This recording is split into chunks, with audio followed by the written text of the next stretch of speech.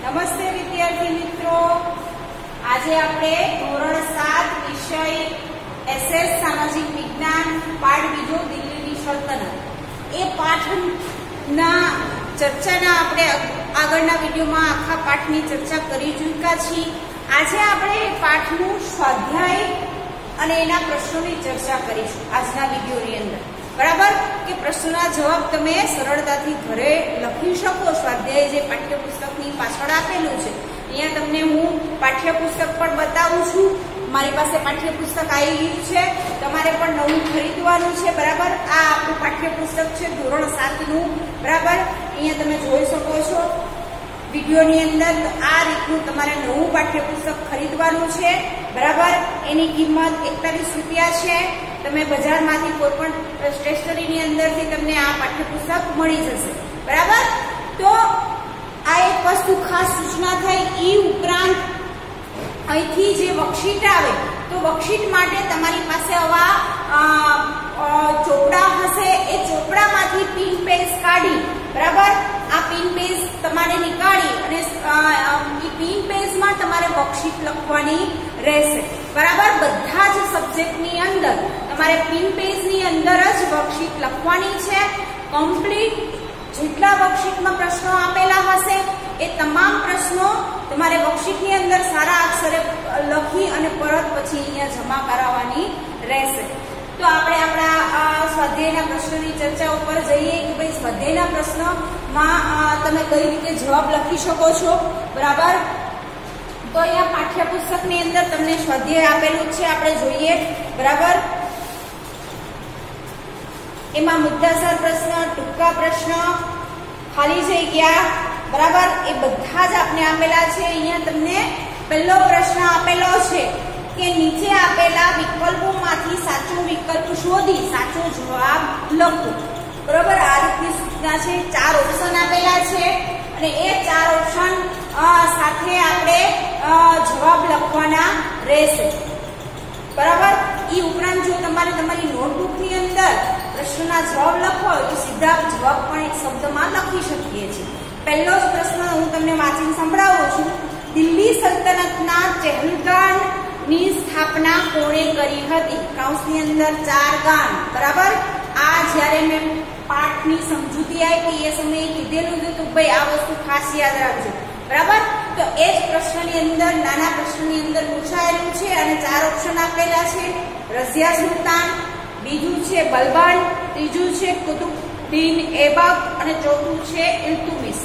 ભાઈ આ શરૂઆત કોના સમયની હતી? તો ભાઈ આપણે રાજાનું નામ યાદ રાખવાનું છે અને ઇલ્તુમિશ। બરાબર, એટલે આપણે જવાબની અંદર શું આવશે? ભાઈ ઇલ્તુમિશ। એ રીતે તમે આ પ્રશ્નના જવાબ લખી શકશો। બીજો પ્રશ્ન ખાલી જગ્યાનો છે। ઢાઈ દિનકા ઝોપડા ખાલી જગ્યા શહેરમાં આવેલી છે એ પણ તમારે જો અહીંયા તમારી પાઠ્યપુસ્તકની અંદર ઢાઈ દિનકા ઝોપડાની ચિત્ર આપેલું છે। બરાબર, એ ચિત્ર પણ તમે જોઈ શકો છો અને એ ચિત્રની બાજુમાં જે પેરેગ્રાફ આપેલો છે ઢાઈ દિનકા નામની મસ્જિદ અજમેર શહેરમાં આવેલી છે, અહીંયા એનો જવાબ તમને આપેલો છે। બરાબર, એટલે હું હંમેશા તમને આગ્રહ રાખું છું કે પાઠ્યપુસ્તકની અંદર જ તમારા પ્રશ્નોના જવાબ હોય છે તો કોઈ પાઠ્યપુસ્તકમાં જ આપણે શોધવાનો પ્રયત્ન કરવાનો। બરાબર, તૈયાર આપણે જે જવાબ લખવાની ટેવ જે લોકોને પડી ગઈ છે પ્લીઝ કાઢજો। શું કામ? કે જો તમે ચોપડીમાંથી શોધીને લખશો તો એ તમને લાંબા સમય સુધી યાદ રહેશે। બરાબર, એ ક્યારેય ભૂલાશે નહીં। તો એ રીતે આપણે બીજો પ્રશ્ન જોઈએ। દિલ્હી સલ્તનતની શાસન વ્યવસ્થાના કેન્દ્રમાં ખાલી જગ્યા હતું। તો એ ટોપિક અહીંયા આપણે જોવાનું કે દિલ્હી સલ્તનત વિશે ક્યાં વાત થયેલી છે। બરાબર, તો દિલ્હી સલ્તનતની આપણે અહીંયા જોઈએ સ્ટેપ બાય સ્ટેપ વાત થયેલી છે। તો એ વાત વિશેની ચર્ચામાં તમે એ ટોપિક પણ શોધી અને જવાબ લખી શકો છો। પાઠમાં તમે વાંચશો એટલે દરેક લીટીમાંથી તમને પ્રશ્ન બનાવતા પણ આવડશે અને લખતા પણ આવડશે। આપણે 6થા ધોરણમાં જે રીતે પ્રશ્નો બનાવતા હતા એ રીતે પ્રશ્નો બનાવી અને ઘરે તમે તમારી નોટબુકની અંદર જે પણ નોટબુક હશે એ નોટબુકની અંદર ભાઈ તમે લખી શકો છો। બરાબર, ખ્યાલ આવી ગયો?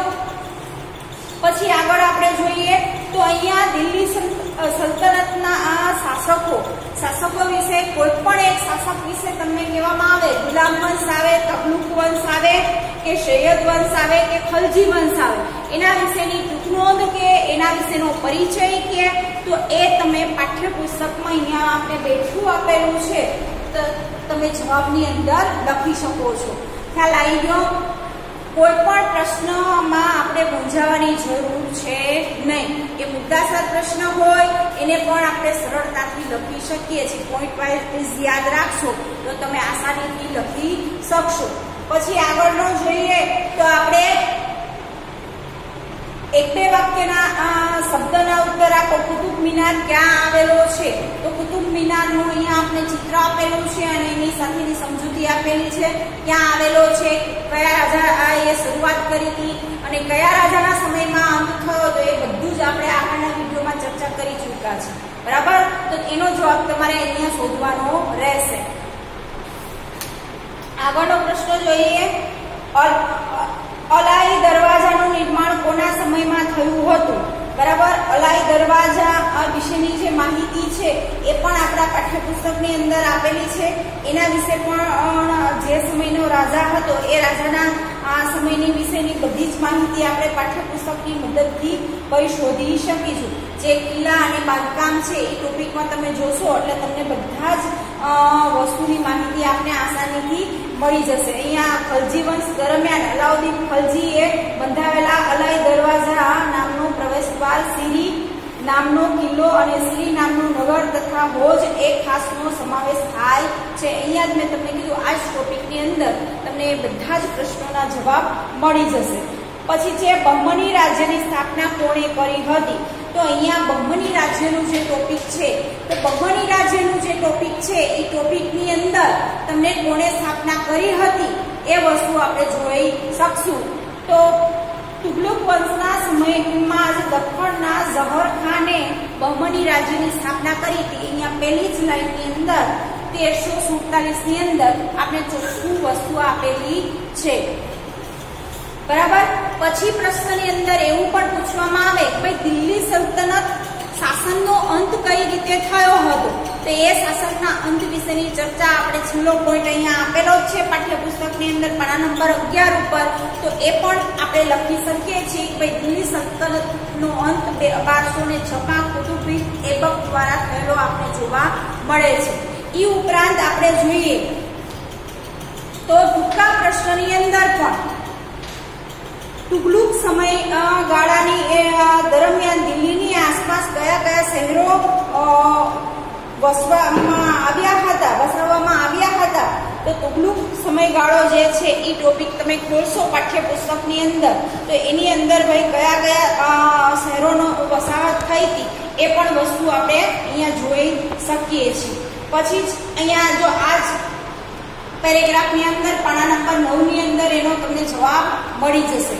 તો આ જ રીતે સરળતાથી તમે પ્રશ્ન બનાવી અને લખી પણ શકશો અને સાથે સાથે આપણે જેટલા પણ પાઠની અંદર મેક્સિમમ જેટલા બનાવી શકો એટલા તમે તમારી નોટબુકની અંદર કોઈ પ્રશ્નના જવાબ બનાવતા રહેવાનું છે. બરાબર? જો તમે એક એક શબ્દના પ્રશ્નના જવાબ આપને ખબર જ છે કે આપણે ગઈ સાલ 6થા ધોરણમાં કોમ્પિટિશન કરતા હતા. બરાબર? કે તમારી જાતે તમે 100 જેટલા પ્રશ્નો પણ લખી શકતા હતા પાઠની અંદર. તો એ જ રીતે આ અત્યારે પણ આપણે 7મા ધોરણમાં ઘરે બેઠા બેઠા આપણી પાસે ઘણો બધો સમય છે. એ સમયનો સદુપયોગ કરી અને તમે તમારી જાતે પાઠ્યપુસ્તક પણ તમારી પાસે અવેલેબલ આવી ગયું હશે. પાઠ્યપુસ્તકની અંદરથી જ તમારે પાઠના લીટીની અંદરથી પ્રશ્નના જવાબ શોધીને બનાવવાના છે અને લખવાના છે. બરાબર? શું કામ કે આપણી પાસે અત્યારે ડીસી વર્ગની અંદર આ માહિતી છે ને. બરાબર? એટલે આપણે ઓરલી જે રીતે પાઠ્યપુસ્તકની મદદથી ભણીએ છીએ એ જ રીતે અત્યારે આપણે ભણવાનું છે. જ્યારે ડીસી વર્ગની અંદર માહિતી આવી જશે ત્યારે તમને ફરીથી એમ કહું તો આ બધી જ વસ્તુઓ ફરીથી સમજાઈ જાય એ રીતે જો માહિતી આવી જશે તો આવતા સમયની અંદર એ વસ્તુ પણ કરીશું આપણે. પણ અત્યારે આપણી પાસે પાઠ્યપુસ્તક સિવાય કોઈ વસ્તુ છે નહીં. તો આપણે માત્ર ને માત્ર પાઠ્યપુસ્તક પર જ આધાર રાખવાનો એક તમારી પાસે પાઠ્યપુસ્તક હોય અને બીજું તમારી પાસે નોટ, બરાબર. નોટનો પણ જો તમારી પાસે ગઈ સાલની પડેલી હોય, હાફ નોટ હોય, યુઝ થયો હોય અને હાફ પડેલી હોય, તો એ નોટમાં તમે નોટ ડાઉન કરશો તો પણ ચાલશે, બરાબર. આપણે અત્યારની જે પરિસ્થિતિ છે એ પરિસ્થિતિને ધ્યાનમાં રાખી આપણે કોઈ પણ જાતની પેલી કરવાની નથી. જે પણ તમારી પાસે અવેલેબલ હોય એ વસ્તુમાં જ તમે નોટ ડાઉન કરજો, બરાબર. ખોટો ખર્ચો કરતા નહીં. અને જે રીતે વર્કશીટ તમને આપવામાં આવે એ વર્કશીટ પણ તમારે કમ્પ્લીટ સારા અક્ષરે પૂરી કરવાની રહેશે. પછી આપણે જોઈએ, અહીંયા હું તમને ભાઈ ગુલામ વંશ વિશે પૂછવામાં આવ્યું તો પહેલો પોઈન્ટ આપણે ભાઈ ગુલામ વંશ વિશે પૂછવામાં આવે તો આપણે અહીંયા તમે કઈ રીતે લખવું,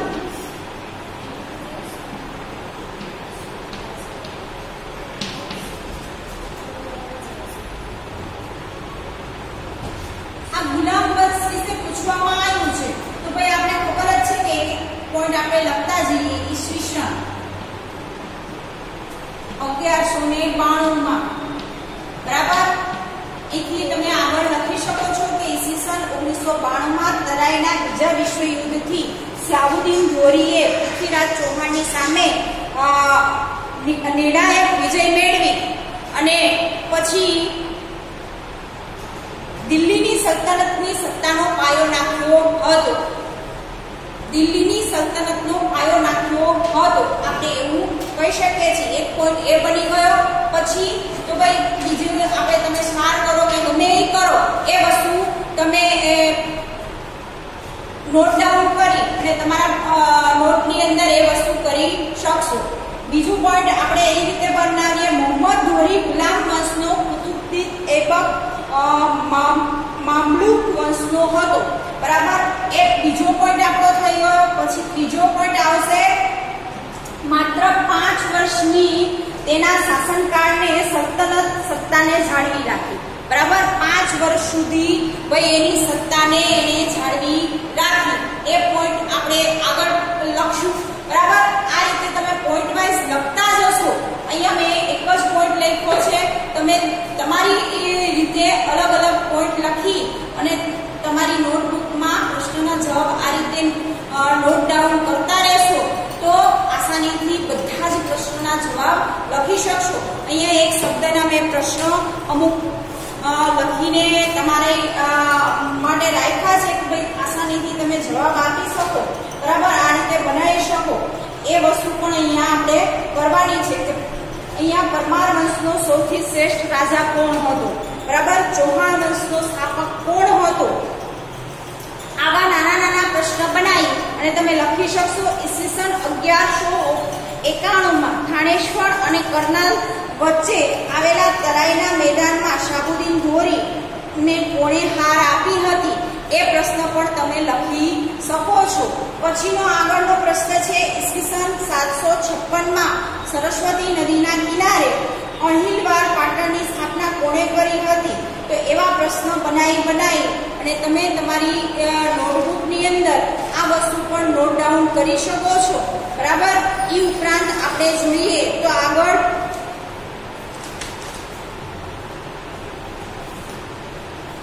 મુદ્દાસર પ્રશ્નની ચર્ચા કરી, ટૂંકા પ્રશ્નની ચર્ચા કરી, ખાલી જગ્યાની ચર્ચા કરી, બરાબર.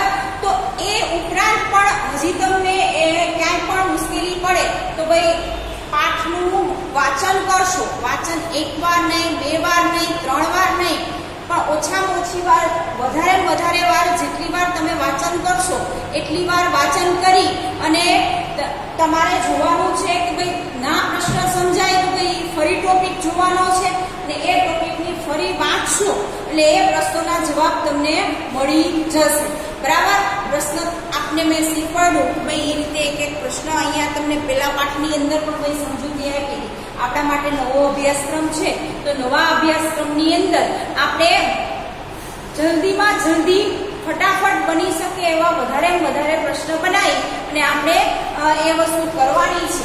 એ ઉપરાંત અહીંયા હું તમને મુદ્દાસર પ્રશ્નની ચર્ચા આપણે જે ચાલુ હતી એ પ્રશ્નની અંદર પણ બીજો આપણે ટોપિક લઈએ તો ગુલામ વંશની વાત કરી કે ભાઈ આ રીતે તમે જવાબ લખી શકો છો. પછી છે એના પછીનું વંશ આવે છે ખલજી વંશ. તો ખલજી વંશ વિશે તમને ટૂંકમાં લખવાનું કે મુદ્દાસર પ્રશ્નની અંદર વાત લખવાની આવે તો એની અંદર પણ તમે ભાઈ પોઈન્ટ વાઇઝ લખશો તો તમે આસાનીથી લખી શકશો.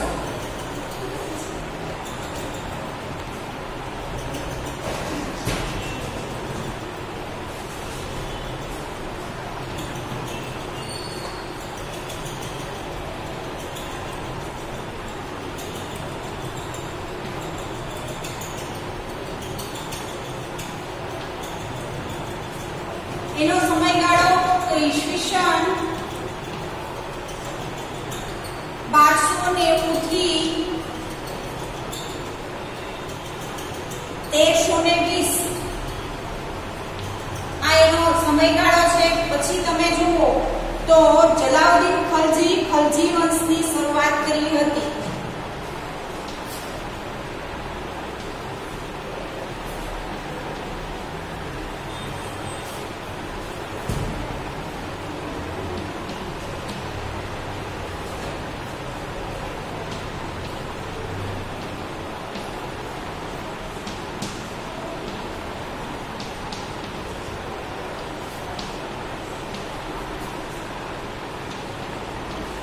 ત્રીજો પોઈન્ટ આ રીતે પોઈન્ટ બનાવીને તમે લખશો તો તમે આસાનીથી એ વસ્તુ લખી શકશો.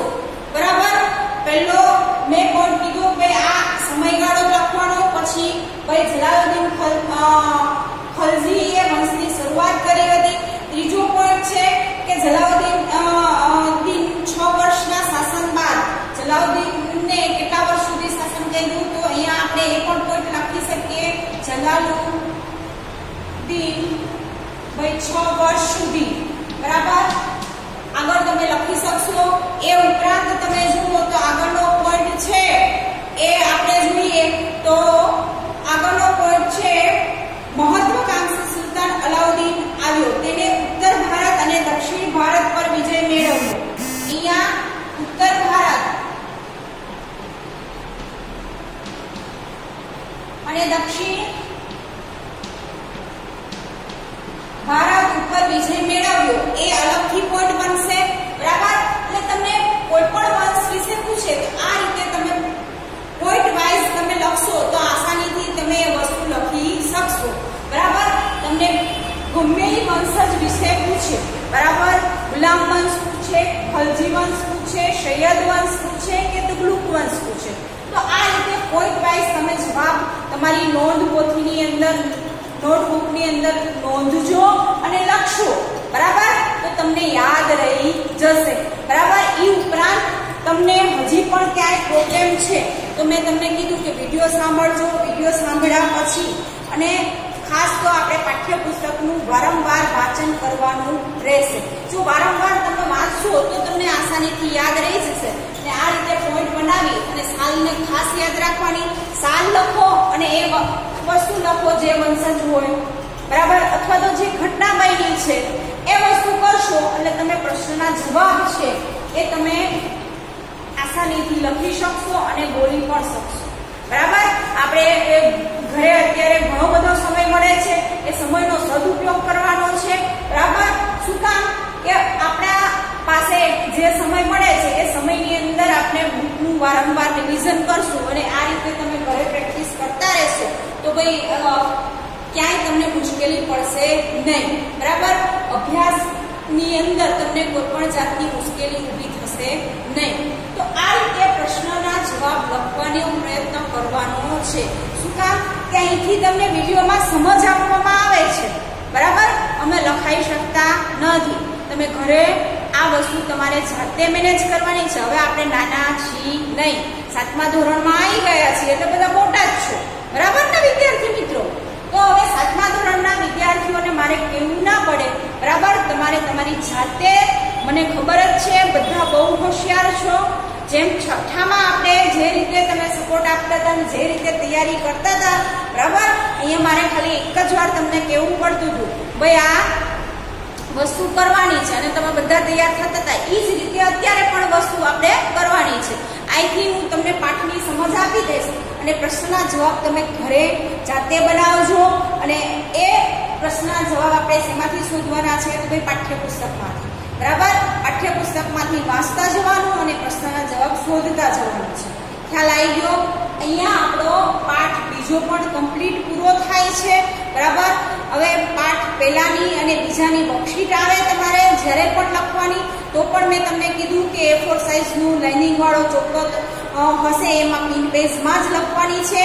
ખાસ યાદ રાખજો અને અહીંયા ફરી લખી અને જમા કરવાની રહેશે. બધા જ સબ્જેક્ટમાં આ જ વસ્તુ કરવાની છે. બરાબર, નમસ્તે વિદ્યાર્થી મિત્રો.